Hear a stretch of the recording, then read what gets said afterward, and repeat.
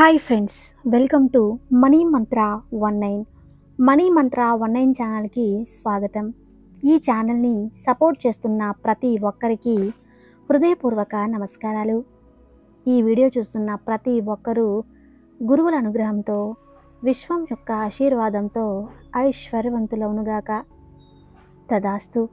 ఎవరైతే మన ఛానల్ని మొదటిసారి చూస్తున్నారో తప్పకుండా సబ్స్క్రైబ్ చేయండి. మరిన్ని వీడియోలు చేయటానికి సహకరించండి. అసలు మీలో ఉన్న ప్రాబ్లం ఏంటో తెలుసా? ఎప్పుడు ఏదో ఒక కోల్పోయామన్నట్టు ఎందుకుంటున్నారు? మీ దగ్గర ఏముంది ఎప్పుడైనా గమనించారా? కస్తూరి మృగం దాని కడుపులో కస్తూరికాయను పెట్టుకొని వాసన కొరకై అడవి అంతా వెతికినట్టు మీరు బయట వెతుకుతున్నారు. ఎందుకు? ఏ రోజైనా మీలోకి మీరు ప్రవేశించారా? మీలో మనిషితో మాట్లాడారా? అతడు ఎప్పుడు మీ పక్కనే ఉండి మీ చేష్టలను చూస్తూ ఉంటాడు, కానీ మాట్లాడడు. మీరు చేసే పనికి అడ్డు చెప్పడు. అది మంచైనా సరే, చెడైనా సరే.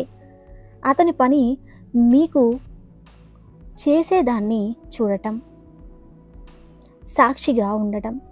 అతనికి ఆకారం లేదు, కానీ మీకంటే గొప్పగా ఆలోచిస్తాడు. గొప్ప మేధావుల ఆలోచనకి ఆవిష్కరణని కారణమవుతాడు. ఋషులు, మునులు, యోగులు అతన్ని దర్శించి వారి జన్మను చారిత్రార్థం చేసుకున్నారు. ఎందరో మహానుభావులు వారితో గడిపి అద్భుతాలను సృష్టించారు. అతడే సత్యం, అతడే నిత్యం, అతడే మీ నిధి. ఒకసారి తల పరికించి గమనించండి. మీ ఇన్నర్ మైండ్లో కొలువై ఉన్న దైవం మీకు కనిపిస్తుంది. అతడి వైపు చూసి చిరునవ్వుతో మాట్లాడటం మొదలుపెట్టిన మరుక్షణం మీ జీవితంలో మధుర క్షణాలు మొదలవుతాయి. వాటిని అనుభవించడానికి సిద్ధం కండి. ఇద్దరు మనుషులు కలిస్తే స్నేహం, రెండు మనసులు కలిస్తే అది ప్రేమ, రెండు ఆత్మలు కలిస్తే అద్వైతం. ఆ అద్వైత సిద్ధాంతమే మన లా ఆఫ్ అట్రాక్షన్. రెండు ఆత్మలు వాటితో పరస్పరం సంభాషించినప్పుడు కలిగేదే అనంతం. అనంతమైన సంబరాలు జరుపుకోవటానికి మీరు సిద్ధం కావాలి అంటే మీతో మీరు ఏకమవ్వాలి. అది జరిగినప్పుడు మాత్రమే ఈ విశ్వం అంచుల వరకు మీ ప్రయాణం ఏ ఆటంకం లేకుండా సాగుతుంది. మీ ఊహలు, కోరికలు, ఆలోచనలు ఏదైనా సరే వాటిలోని దైవత్వాన్ని వదిలి అద్వైతంలోకి తీసుకువెళ్ళండి. అద్వైతం అంటే మీ మనస్సును సుప్త చేతనాత్మక మనసుతో మమేకం చేయటమే. ఇంతకంటే గొప్పగా ఏమీ లేదు. మీరు మీ కోరికతో ఏకమైపోవాలి. అప్పుడే అది భౌతిక రూపంలో మీ ముందు ఉంటుంది. అంతేకాని వేరే విధంగా ఆలోచించకండి. ఎప్పుడైతే మీ సుప్త చేతన మనస్సుతో మీరు ఏకమవుతారో మీరు సాధించలేనిది ఏమీ ఉండదు. అది మీకు మంచి మిత్రుడు. మిమ్మల్ని ఎప్పుడూ ఉన్నతి వైపు ప్రయాణం చేయిస్తుంది.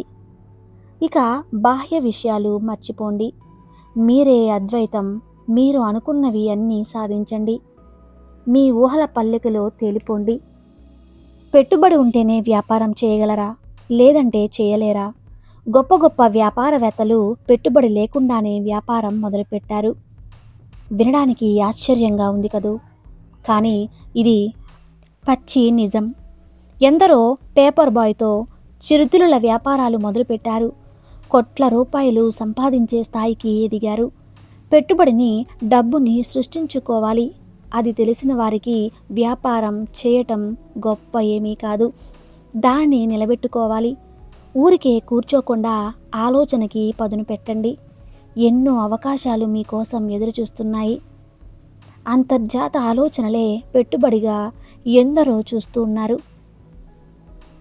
అంతర్జాల ఆలోచనలే పెట్టుబడిగా ఎందరో ముందుకు సాగుతున్నారు. కోట్ల రూపాయలు సంపాదిస్తున్నారు. మీ ఆలోచనతో ఒక అడుగు ముందుకు వేసినప్పుడు ప్రకృతి కదులుతుంది. ఎన్నో అవకాశాలు మీ వైపుకు దూసుకు వస్తాయి. నా దగ్గర డబ్బు లేదు, నేను ఎలా వ్యాపారం చేయాలి? ఇలాంటి ఆలోచనలు వదిలిపెట్టండి. ముందుగా మీరు ఒక నిర్ణయానికి రండి. అప్పటి వరకు విశ్వం కదలదు. మీరు కదిలిన మరుక్షణం అది కదులుతుంది. మీ ఆలోచన సరళి ఎంత ఉన్నతంగా ఉంటే మీకు అంత గొప్ప అవకాశాలు వస్తాయి. మీ విజయవాణి ఈ ప్రపంచానికి వినిపించండి. ఒకడు అతడికి అన్నీ ఉన్నా లేని దానికోసం తాపత్రయం పడతాడు. ఒకడు ఏమీ లేకుండా కదలకుండా కూర్చుంటాడు. ఇద్దరిలో ఎవరిది సరైన ఆలోచన? అన్నీ ఉన్నా లేని దానికోసం ఆలోచించడం అంతకంటే మూర్ఖత్వం ఇంకోటి లేదు.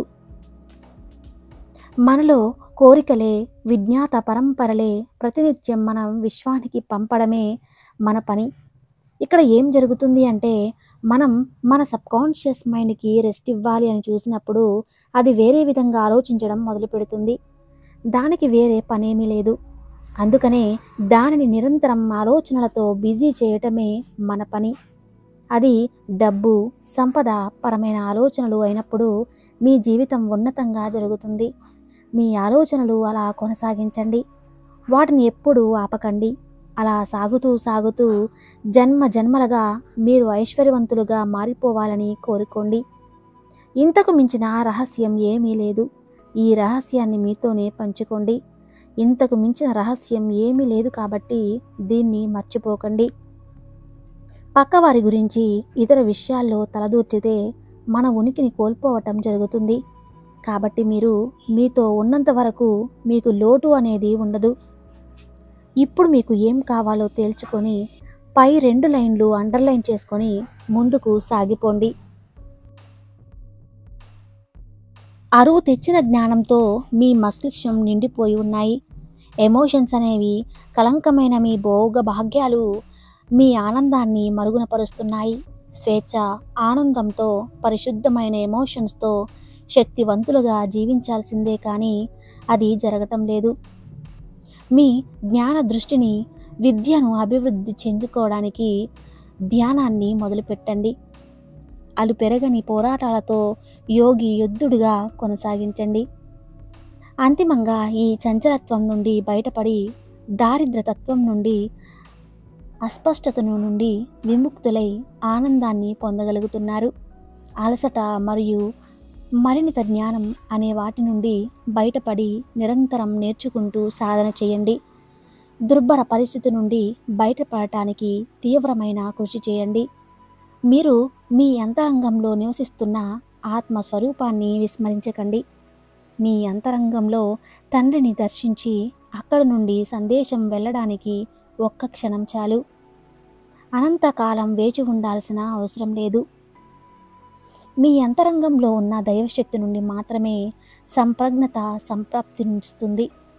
మీరు అవిశ్రాంతి యోజనగా మీ అంతరంగంలోని దైవాన్ని సందర్శించడం కోసమే ఈ నా బాధ అంతా.